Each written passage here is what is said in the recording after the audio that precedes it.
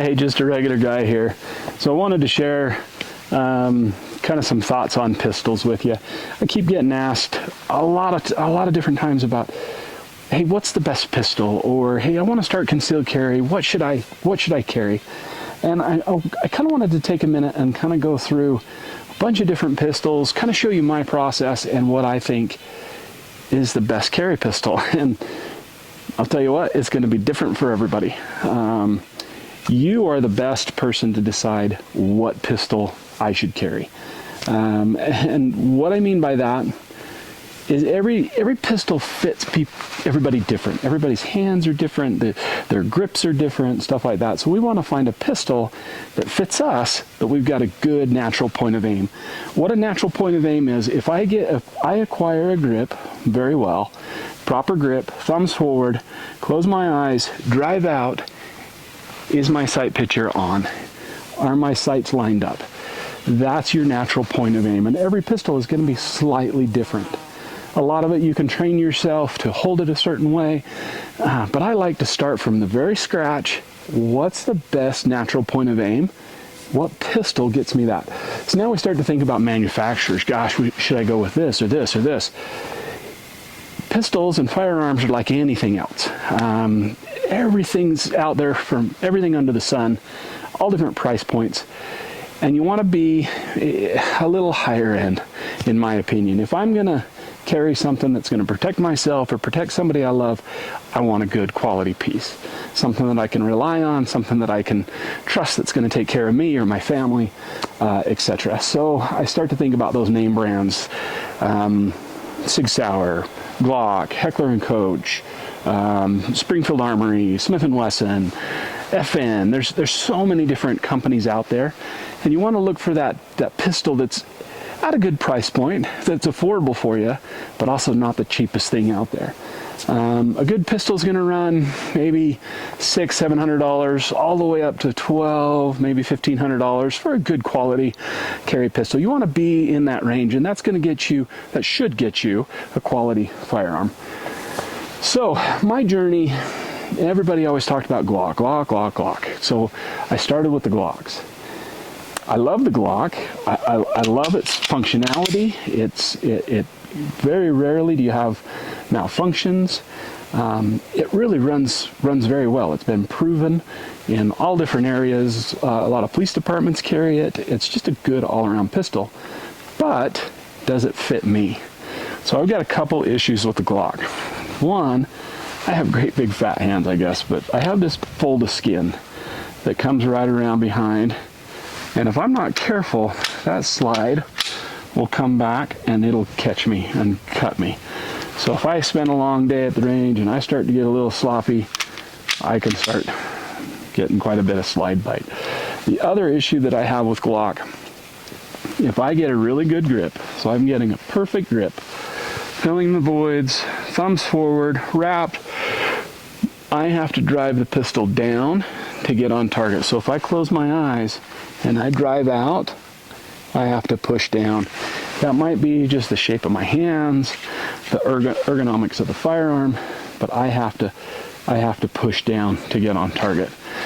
A lot of different pistols will have different pieces that you can put on the grip that help with that, and I haven't found one that works very well. So even the Glock 19, kind of the same thing. If I drive out, I have to push down to get on target. So I wasn't satisfied with the Glock, so I started looking at different things. I looked at FN, kind of the same thing. I have to push down. FN's pretty close. I have almost a perfect sight picture. H&K is horrible for me. I have to push down a long way to get on target with that. Beretta, I really like the Beretta. The Beretta is almost perfect sight picture for me. I still have to push just a little bit. It's also got a really nice beaver tail, so it holds that flap of skin out of the way of that slide. You can see where that slide, how much space I've got there. So I like that.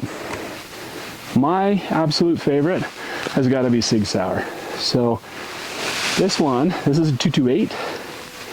I really like this. It holds my hand well below the slide, and I have a perfect sight picture every time I drive out. What I mean by that, see if I can show you in the camera here. So if I draw, I can't quite see, there we go. And that's my sight picture. If I have to push down to line those sights up, that's not what I want. I want to draw and have a perfect sight picture. So SIG has been the best thing for me to get that. I've also got the 229, great big old beaver tail on that. My absolute favorite is probably a 226. Now this is a full size, this is quite a large firearm. Maybe a lot to handle for some, but man, it just fits me perfect. I can acquire a target quick, and that's what I want. If I'm ever in a bad situation, I want to know I'm on target. I want to know things are good. Beyond that, I would recommend you seek some training.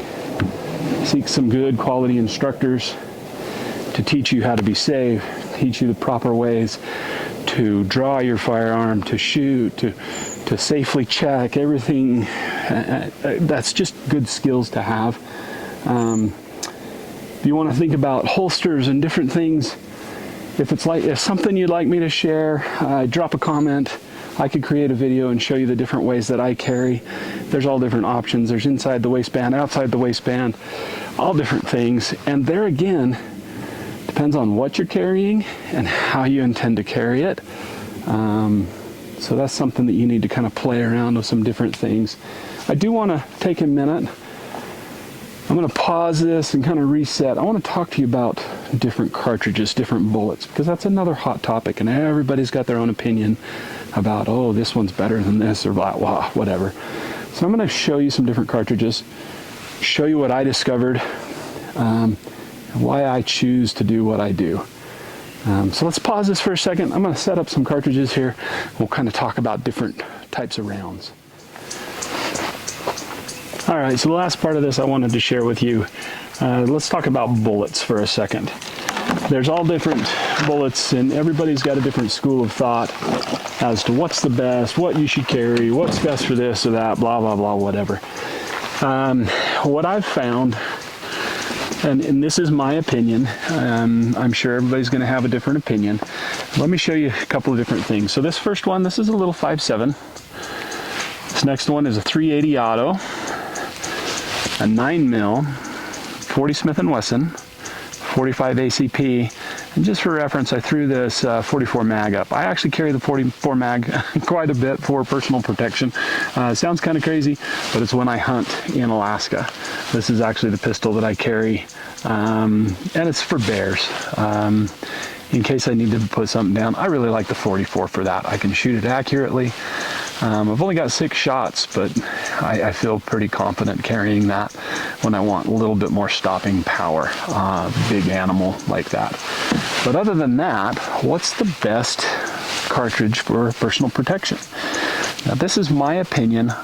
I like the 9mm. I use 9mm almost exclusively, and there's a few different reasons for that.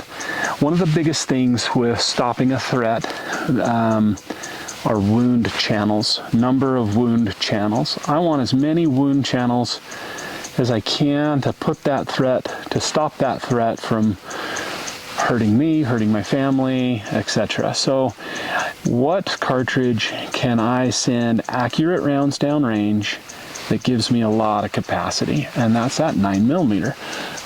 To kind of give you a reference, this is one of the mags for 9. I've got 15 rounds of 9 that I can work with, as opposed to say a 45 when you're limited to 8 rounds or 9 rounds.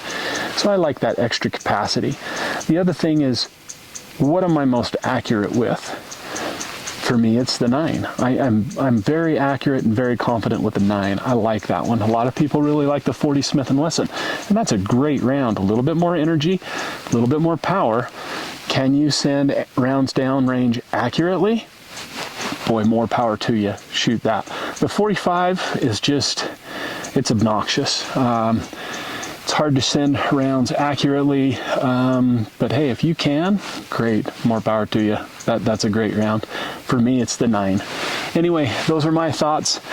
As with anything, we're talking about stuff that is inherently very dangerous.